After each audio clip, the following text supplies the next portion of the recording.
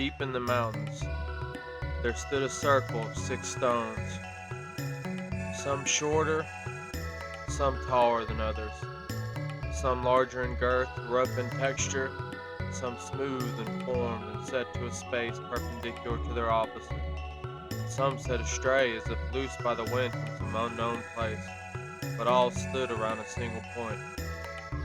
A man awoke in the midst of the stones, directly in front to one, with a deep crack down its front, slanted, and having to lean on the stone besides on either way to hold itself up. In the middle of the circle of stones was a blazing fire, too hot and brilliant to set one's eyes upon directly, but having to walk about and glance. And so the man, having no foreknowledge of his whereabouts or his places to go instead of this, walked around the circle and judged the stones, for he thought this was the right thing to do. One stone smooth, ever brilliant, reflecting the light of the fire, and so beaten to a fine grit that you could almost see the surface of the flame on its smitten, smooth lines. The man thought, "Whoa, if only my stone could do such, for my stone is too coarse to present such an image, and I have not any way to turn my face towards the fire, lest I be burnt." He came upon another stone, seeming to be like his own, but that stood upon its own ground and towered above him. This stone, instead of reflecting the fire, cast a great shadow over the man, and he sat in the comfort of the shadow, unable to see the fire or feel its burn, and it shaded him for some time, till he began to grow cold and stood up once more, deciding this too not to be good. The next stone he came upon was smaller than the rest, but upon looking about the stone's pedestal, there seemed to be many stones broken off from the original, and the man felt regret. And so he sat there for some time and began stacking the stones every which way, trying to build back the original, but each time he would seemingly get so close to balancing them perfectly, they would still fall.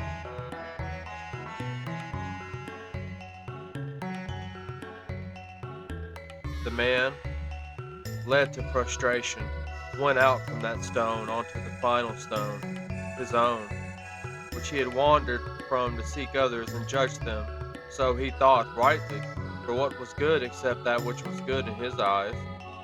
His stone was broken, cracked wide up the middle, and had 2 stones on either side leaning against to hold it up, lest the crack betray the form, and let the 2 halves fall asunder.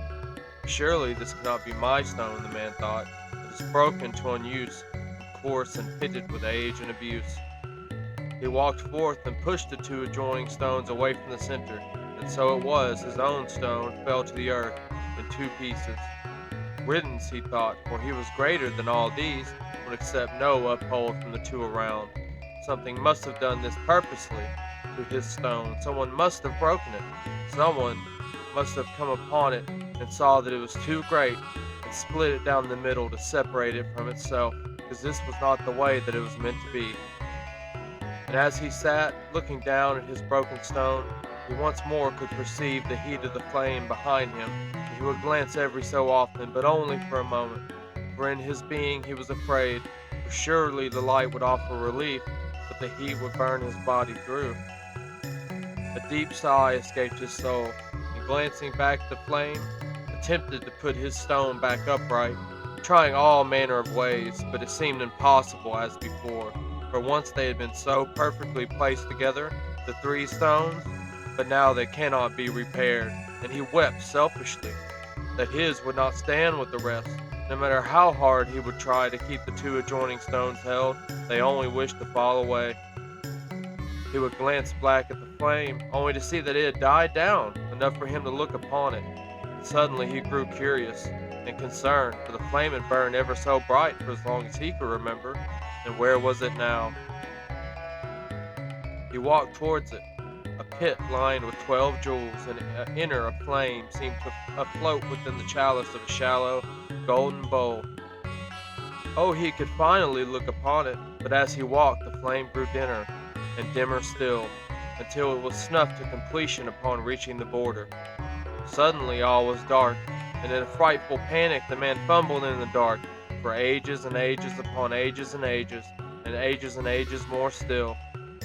He forgot who he once more was, and from once more where he had come, and from once more what was to come. But something deep within him remembered the flame, subconsciously like a message tattooed on his inner self, hidden and obscured but burning with slight heat within his heart. As he wandered through and through, suddenly he slipped and fell, and lo, there was a stone at his foot. He grasped it and held on for dear life, for he was no longer alone.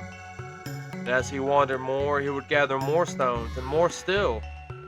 An armful, a bundle, and able to hold a single one more, when suddenly he sucked in a sharp breath as a single stone fell from his arms and turned to ash. The small, barely perceptible flame was lit at his feet. Something he had once known, but knew no more. Yet another stone slipped from his grasp, and the fire grew another measure. And soon he was throwing stone after stone into the fire, growing it, when a thought occurred to him. Were I to throw all my stones, what would I have left? What would I be, and what would I become? Suddenly, he was no longer himself, but yet was and was not. Looking above himself and down, seeing a reflection of his image upon a vast ocean of still water. And with that single flame and sun unknown carrier, it appeared his body released its arms, and all of the stones came tumbling into the fire. He fought to stop it. He fought to reach down and catch the stones, but to no avail. And this unknown spirit inhabiting his will sent further still into the flame, stones emerging from the mouth of the man's body. Regret was one such name, written upon the face. Control, lust, abandon, fear. Faces and images began to appear on the face of the stones.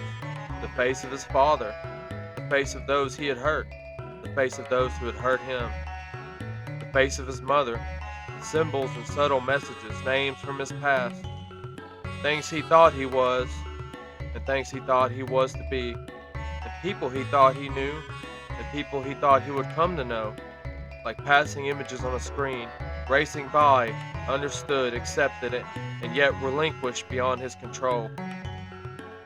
Until, finally, the man's body fell forward slowly, eyes closing, being evaporated into the now gargantuan flame working upon the face of the waters.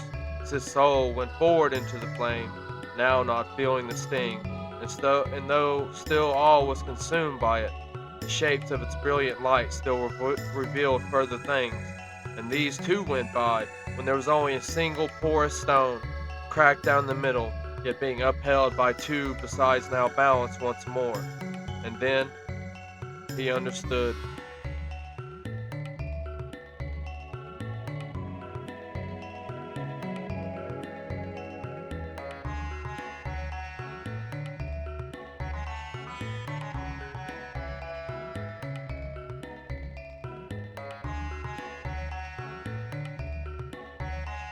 And a thing that had come before man, and beyond all, stood in his heart to be found and to be measured, and then cast away.